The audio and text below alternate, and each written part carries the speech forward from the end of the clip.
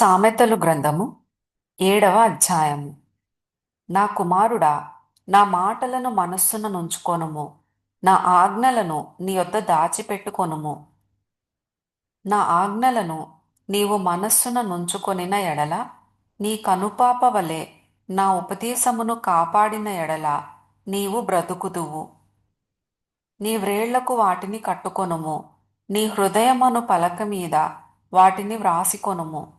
జ్ఞానముతో నీవు నాకు అక్కవనియు, తెలివితో నీవు నాకు చెలికత్తెవనియు చెప్పుము.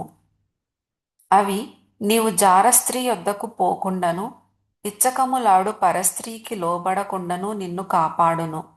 నా ఇంటి కిటికీలో నుండి, నా అల్లిక కిటికీలో నుండి నేను పారజూడగా, జ్ఞానము లేని వారి మధ్యను, యవ్వనుల మధ్యను బుద్ధిలేని పడుచువాడొకడు నాకు కనబడెను. సంధ్యవేళ ప్రొద్దు గ్రుంకిన తరువాత చిమ్మ చీకటి గల రాత్రివేళ వాడు జారస్త్రీ సందు దగ్గరనున్న వీధిలో తిరుగుచుండెను, దాని ఇంటి మార్గమున నడుచుచుండెను.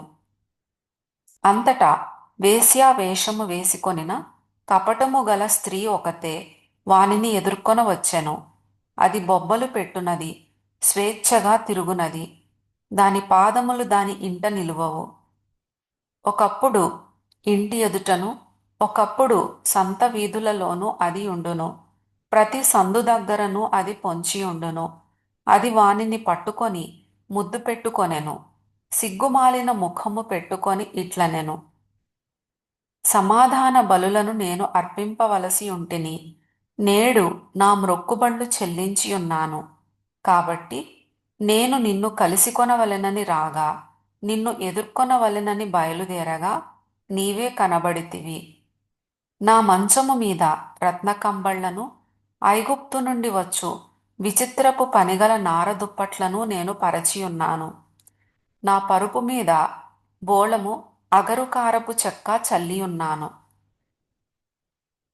ఉదయము వరకు వలపుదీరా తృప్తి పొందుదము రమ్ము, పరస్పర మోహము చేత చాలా సంతుష్టి నొందుదము రమ్ము. పురుషుడు ఇంటలేడు, దూర ప్రయాణము వెళ్ళియున్నాడు. అతడు సొమ్ము సంచి చేత పట్టుకొని పోయెను, పున్నమ నాటి వరకు ఇంటికి తిరిగి రాడు అనెను. అది తన అధికమైన లాలన మాటల చేత వానిని లోపరుచుకొనెను, తాను పలికిన ఇచ్చకపు మాటల చేత వాని నీడ్చుకొని పోయెను.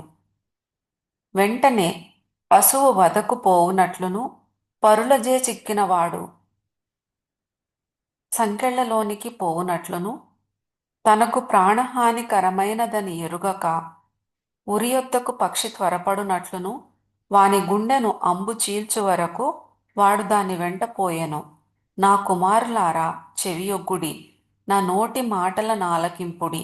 జారస్త్రీ మార్గముల తట్టు నీ మనస్సు తొలగనీయకుము, దారి తప్పి అది నడచు త్రోవలలోనికి పోకుము.